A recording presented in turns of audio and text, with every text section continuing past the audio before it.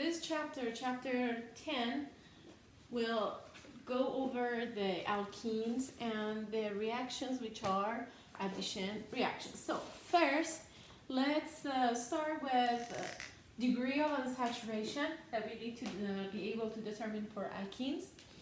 What is the degree of unsaturation? It shows the difference between an alkene or any other compound. Here we just talk about alkene. Any other compound with a functional group comparing to the alkanes. If you remember, we said alkanes are the only compounds, only hydrocarbons without any functional groups. And what was their formula? CnH2n plus 2. So sometimes without having the structure for an alkene, for example, let's say we have C2H4. Okay? We know this is an alkene. Even without knowing what type of compound is it, we first need to compare it with its related alkane. So we say if it was an alkane with how many carbons? 2 carbons. Based on CnH2n plus 2, how many hydrogens do you expect for it? 2 times 2 plus 2 is 6. Okay? So the difference between hydrogens of the related alkane and our compound is 2 hydrogens. Go ahead and subtract these two from each other. 2 hydrogens difference. In order to find out how many double bonds we have in this compound, we need to divide the number of hydrogens by 2. Why? Because for forming every double bond, or let's say every multiple bond, we need to remove 2 hydrogens. So again, you relate the formula of your compound to the related alkane. How? Based on CnH2n plus 2. So we use the same number of carbons in the given compound. We find the formula for the related alkane. Then we subtract the number of hydrogens in alkane without any double bonds minus the hydrogens in our compound. Then, because for formation of each double bond, there are 2 hydrogens needed, you go ahead and divide the number of hydrogens, the difference between the number of hydrogens by 2. So it shows there is a double bond in the molecule. And it's very simple. This is using the octet rule. 4 bonds around each carbon, 2 for double bond, 2 for the hydrogens. The same thing you can do for larger given compounds, like let's say if you have C6H10, or let's work on a simpler one, C4H8. So let's find out if it was an alkane, what would be the formula? It would be C4, 2 times 4, 8, plus 2, 10. So it would be C4H10. If it was an alkane, its name will be butane. What is the difference between the perfect alkane without any multiple bonds and this bond, this compound? There are 2 hydrogens. To find the number of double bonds, we divide this by 2. So it would be 1 double bond. I just showed it with DB. And if you're supposed to suggest a formula, a structure, we would say there are 4 carbons. 1, 2, 3, 4, 4 carbons. And you make sure you have 8 hydrogens. You can't put double bond anywhere. So at this point, you can put the double bond anywhere, and you will have 1, 2, 3, 4, 5, 6, 7, 8 hydrogens. Now, one more thing. One double bond. Oops.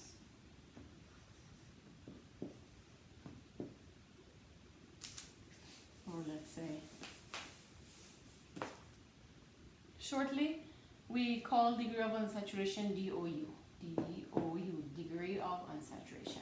So DOU for one double bond is, or just double bond, is 1. We just found it. Because the difference between the hydrogens would be 2. 2 divided by 2 is 1. Also, for a triple bond, the degree of unsaturation is 2 because you're supposed to form 2 multiple bonds, 2 pi bonds, and for each pi bond, you're supposed to remove 2 hydrogens. So 4 divided by 2 is 2.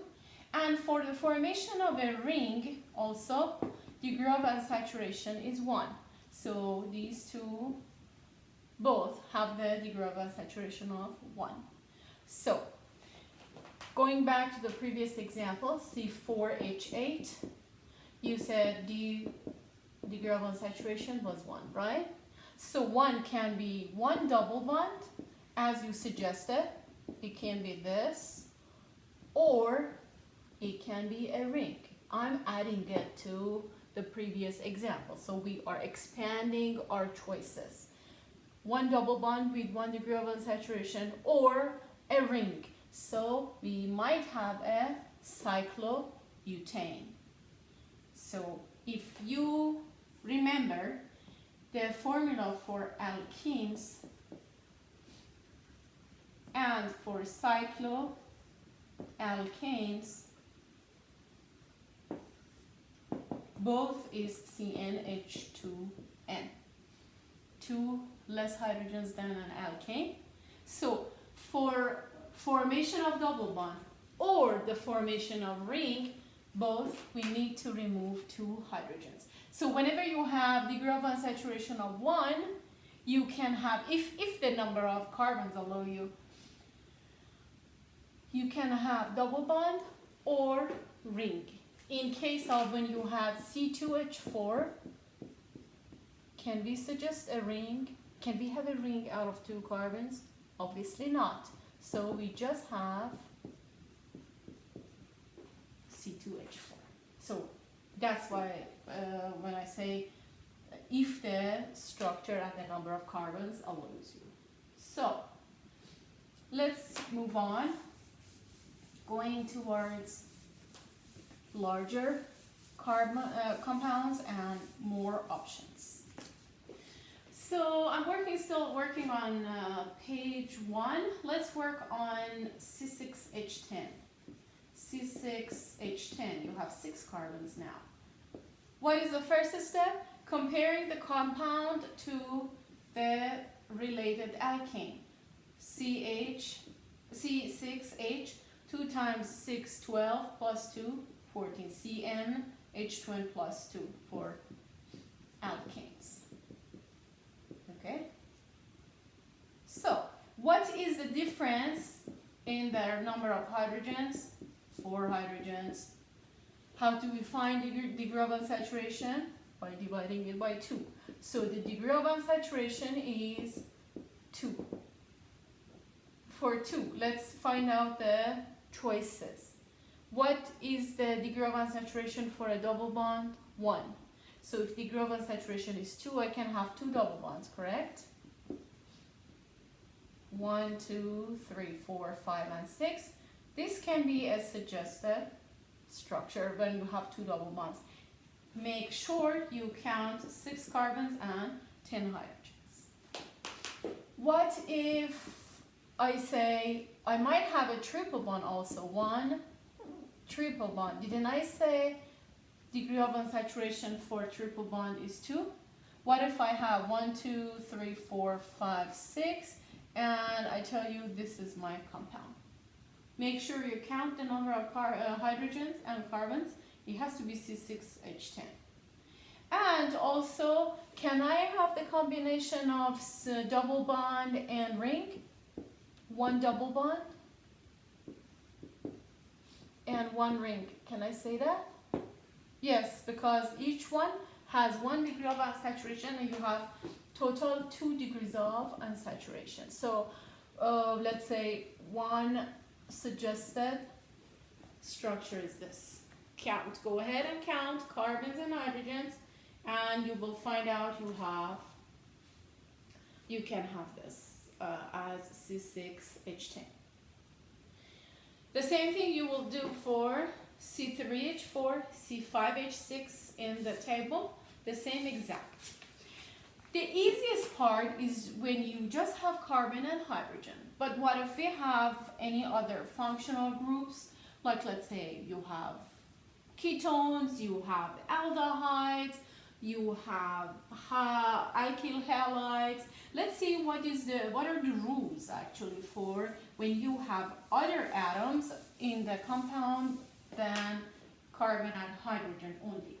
So for halogens, when you have a halogen, fluorine, chlorine, bromine, or iodine, you add X or halogens to hydrogens. Let's see how it works. For example, you have C6, I'm working on page 2, C4H6Br2. What did we just say? Add the number of halogen atoms to the hydrogens. So you have 6 plus 2, looks like you have, as if you have 8 hydrogens. Now, again, what it was when you had an alkane, what was it? C4, 2 times 4 plus 2, 10. So you are comparing your 10 hydrogens to 8 hydrogens. 10 minus 8, 2, divided by 2, so degree of unsaturation is 1. So, one more time. Whenever we have halogen in the compound, we go ahead and add the number of halogen atoms to the number of hydrogen atoms. So as if like you are dealing with C4H8. Okay, we are trying to simplify, right? Trying to go back to the rules we learned before. Then you compare this compound to its related alkane. Again, the difference is going to be 2 hydrogens. To find the degree of unsaturation, we are supposed to divide the number of hydrogens by 2, which is 1. It is suggesting you may have 1 double bond, and you can also have 1 ring, correct? So let's suggest a structure. A compound with 4 hydrogens, 6 carbons, and 2 bromines. What if I say 1, 2, 3, 4 carbons, 2 bromines, and 1 double bond? If you count, you will have 1, 2, 3, 4, 5, 6 hydrogens. So you will have C4H6Br2. Or what if we have a ring instead of a double bond? So composed of 4 carbons. Again, the number of carbons should allow you to form a ring. If you have 2 carbons, you cannot form a ring. The rings start from 3 carbons and higher. So what if I have a bromine here and a bromine here? 1, 2, 3, 4, 5, and 6 hydrogens, 2 bromines, and 4 carbons. So that's the rule for when you have a halogen in the compound. You just add the number of halogens to hydrogens, and the rest of the procedure is the same as what you had before. What if you have oxygen? I always, when I teach it in the class, I always say, what does the symbol of oxygen look like? It looks like a 0, right? O looks like a 0. Means do not do anything. Either you add or subtract, doesn't make any changes. So just ignore the oxygen. Ignore. So when you have C5H8O, as if you have C5H8, look at this as a 0. Does 0 do anything? No. It's a neutral component in the mathematical operations. So again, if it was an alkane, what would you have? C5, 2 times 5, 10 plus 2, 12. Now, the difference between hydrogens, 12 minus 8, 4 hydrogens, divided by 2 is 2. So what are the options? 2 double bonds. This is the first thing comes to our mind. Then you have 5 carbons. Don't worry, go ahead, don't be afraid. You have a ring also. Ring and 1 double bond, right? And also, because it's 2, you can have 1 triple bond. I'm going to suggest 1 structure to each one. 2 double bonds with 5 carbons, 8 hydrogens, and don't forget you have an oxygen. So now you can go back to the functional groups and review which functional groups only contain 1 oxygen. I would say I go with either aldehyde or ketone. And by the way, when we say double bond can be a double bond between carbon and carbon or carbon and oxygen. Double bond between any 2 atoms you want. So it's going to be considered as degree of unsaturation. So what if I say 1, 2, 3, 4, 5? This is an aldehyde. This is 1 degree of unsaturation. Let me put 1 degree of unsaturation here. Now let's make sure you have 8 hydrogens. 1, 2, 3, 4, 5, 6, 7, and 8 is the one connecting to the carbon, right? 2 double bonds, 1 between carbon and oxygen, 1 between the 2 carbons. You can also form a ketone. I told you 1, 2, 3, 4, 5. You can have a ketone here, and you can put your double bond anywhere you want. I mean, obviously not here, but any of these 2. So go ahead and double check. You can also have double bond here. At this point, the exact structure is not the point. You can also have 1 ring and 1 double bond. So I would say I will make a ring of 5 carbons because I need 5 carbons. And I form my ketone on one of them. And when you count the number of hydrogens, 1, 2, 3, 4, 5, 6, 7, and 8, you cannot have hydrogen here. So it's 1 ring and 1 double bond. And you can also have a triple bond. When you have a triple bond, 1, 2, 3, 4, 5. When you have a triple bond, you have used all of your tokens for degree of unsaturation. So you cannot have a double bond between carbon and oxygen. The only functional group that has carbon-oxygen single bond is an alcohol. Practice makes perfect. Don't panic. Just practice until you get it, until you can suggest all of these different options.